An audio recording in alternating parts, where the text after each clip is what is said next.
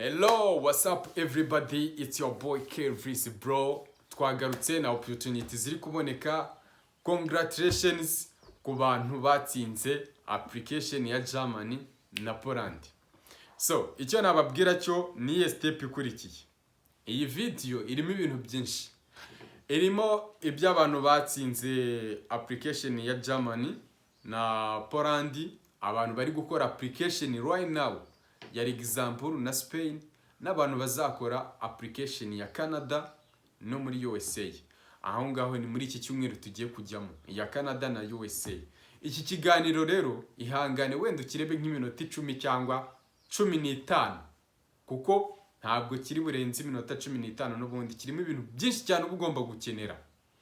Mbibutsa yuko umuntu wakoze application ya example German na Poland 98 baratsinze kandi ejo bundi baragenda. Ubu ngubu muri iki cyumweru kwa mbere cyangwa kwa kabiri, step izakurikirana ukubashakira ama visa niza ni contract evan bahita ko babakubita na ticket, bahita ko bagenda baguhereza accommodation anaho kuba, bakaguhereza nyine na ticket na visa barabikwishyurira. So ngo hayi ikaze kuri Kelvis bro. Reba hasi urebe ko wakoze subscribe, nubona ko ari ngombwa uzayikore, nubona ko atari ngombwa nabwo uzabireke. Tuendelee. So icyo nakubwira cyo nuko nukora subscribe ahangaha everyday buri ko dukoze ikiganiro ewana n'amalinki tugenda dutanga mwa applying uzayibona uri wa mbere. Kandi ikindi shishikariza abana bawe kuzajya bakurikira iyi YouTube channel kuko bazavana opportunity zo kujya kwiga hanze. Ewana babanyeshuri baba bashaka scholarship, uyu munsi mbafitiye application bagomba gukora. Munsabe linki imbara umunyeshuri anga usanzwe nkurikira, ewana bimbwire muri comment linki nyimuhereze mwereke uburyo bakora application, nabwo nimbone muri benshi ndabakorera video bere ku buryo mwakora application. Ariko ni ku muntu ufite amanota, ubaye uri umubyeyi cyangwa se uri umuvandimwe w'umuntu runaka uzika ari umunyeshuri kandi akaba afite n'amanota meza, ayo mahirwe nta mucike. Iyo scholarship ni muri Europe. Nimbona hari umuntu wari nyine mubimbwiye muri comment, ntago nabihereza abantu n'ubundi nabona. Mwebwe mwandike muri comment cyangwa se munyandikire kuri Instagram, nitwa Kelvis bro. So icyo nababwira cyo muri iki cyumweru result zasohotse ku itariki 18 hagati sinibuka neza amatariki igihe result zasohokeye, ariko zarasohotse. Abantu batsinze ni nka 98% na abantu benshi cyane. Ubasanze nyine aba benshi batatsinze nagerageje kumenya ni nyine gishobora kuba cyaratumye bataratsinze. Nasanze byaratewe n'igihe passport zabo zishobora kuba zaba expired. Wenda tuvuge application igitangiriye hagati y'amezi 2 cyangwa 3, passport yawe ishobora gutamo garanti nyine ikaba expired igihe bayigomba kurangira, ikarangira muri icyo gihe cy'amezi 3. Application yawe bahita ko bayikansaringa n'amafaranga watanze application bakayagusubiza. Awe ni umuntu nyine, ariko se nawe aba yabirebye kwanza ajya kugukora application yabirebye. Yari umuntu ujijutse mu mutwe utagiye gukoresha application kuri babantu nyine ba fake, kuko na amakampani menshi ari kuzikora.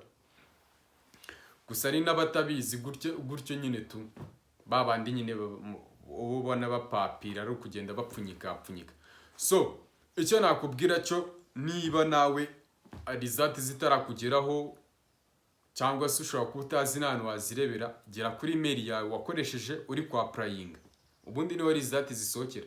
Na wa muntu yewe wakoze application ya Arima Quebec muri Canada, result ntabwo ari kuri ambassade bazaguhamagara kuri phone, uzabirebera kuri email yawe.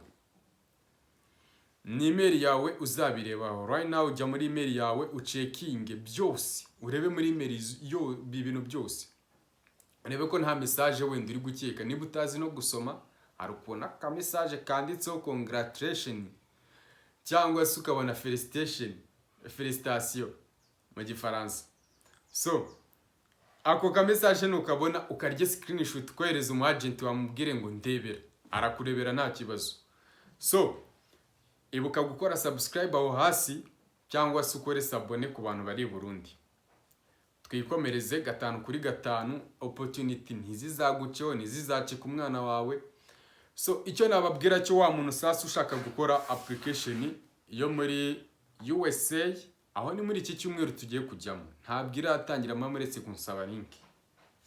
Umuntu ushaka gukora application yo muri Canada, aho no gukora mu kigo cy'abakecuru ariko bifite amafaranga byose mu byitabire. Ushobora kuba wakorera hagati ya $5 cyangwa se 7. Ukora amasaha nyine shift A1 ukayihabya nk'amasaha 7. Amasaha 7 amasaha 7 ka ebana 5 hagati ya 4 cyangwa 7 $7. Ewana, you know what I'm saying? Sinjya mvuga byinshi, singikabiriza. Ujye ukora application wumva ko uyizeye, nubwo utayizeye nzakubwira n'indi nayo wumve ko wagwamo, nutagwamo nabwo tuzareba n'izindi. Rege ibingibi mba ngenda mbabwira iyo mbonye ko mukeneye amakuru yanyu, nkakubwira application iri gukorwa muri Switzerland, nkakubwira application iri gukorwa muri Canada, USA. Iyo ubaye interested urambwira ngo muri comment tubwire application yo muri USA cyangwa se Canada cyangwa Switzerland ni gute iri gukorwa. Ese iyo y'abanyeshuri scholarship nyine ni cye gihugu nyine izo scholarship nyine ziri guturukamo, ni Switzerland ni hehe, ni Canada ni hehe? Ewan mpita ko mbiguhereza na link nkagufasha nkaguhereza nyine ibisabwa byose, nkaguhereza ibisabwa byose. So icyo wibuka cyo no kwikora application cyangwa se bakayigukorera, nta gihindutse urayikorera, yari igihindutse nyine bakayigukorera. So tudatinze mu bintu byinshi, ahanga bari abantu baba bari kundangaza. Icyo nababwira cyo umuntu we watsinze we step nyine ikurikira ni ya visa, nari nabivuze no kuri Big Time TV show. Step ikurikira ni ya visa, ewana kuwa mbere cyangwa kwa kabiri muzaba mwatangiye process yo gushaka ama visa, n'ubundi mwebwe mugiye kwigendera. Icyo nshaka ni mushyira utuntu tw'umuriro cyane cyane muri comment kabisa, kuko ibiboro byanyu 2026 n'ubundi mwagiye.